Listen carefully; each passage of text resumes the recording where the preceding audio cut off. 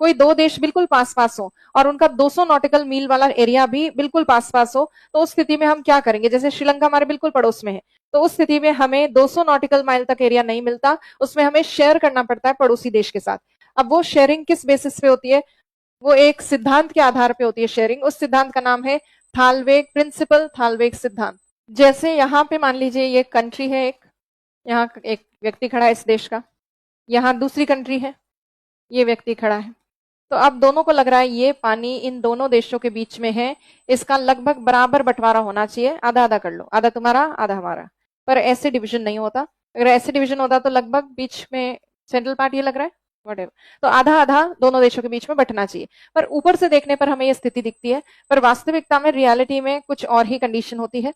यहाँ ये जो लैंडमास इस कंट्री का यहाँ हमें लग रहा है कि खत्म हो गया, ये यहाँ पे स्थल भाग खत्म नहीं होता। ये लैंडमास पानी के अंदर एक्सटेंडेड होता है कुछ दूरी तक, और ये जो पानी की तरफ विस्तृत है कुछ दूरी तक भूभाग या लैंडमास, इसे कहते हैं कॉन्टिनेंटल शेल्फ। महासागर का ढाल शुरू होता है, स्लोप आता है, फिर डेप्थ शुरू होती है ओशनिक रीजन की या सी की। किसी कंट्री का कॉन्टिनेंटल शेल्फ ज्यादा बड़ा होता है, किसी कंट्री का कॉन्टिनेंटल शेल्फ छोटा होता है, डिपेंड करता है। तो मान लीजिए पड़ोसी देश का महाद्वीपीय कॉन्टिनेंटल शेल्फ वाला रीजन इस तरह से है, फिर ये गहराई शुरू हो जाती है। अब इस वाटर बॉडी का सबसे डीपेस्ट पार्ट मान लीजिए कि यहाँ है, जहां पे भी इस जल राशि का सबसे गहरा बिंदु होगा, डीपेस्ट पार्ट होगा, उसे कहेंगे थालवेग। और थालवेग वाले स्थान पर ही विभाजन रेखा बनेगी दोनों देशों के बीच में। तो किन्हीं दो कंट्रीज के बीच में जो वाटर बॉडी है उसका डिवीजन होता है थालवेग के बेसिस पे। थालवेग होता है वाटर बॉडी का डीपेस्ट पार्ट।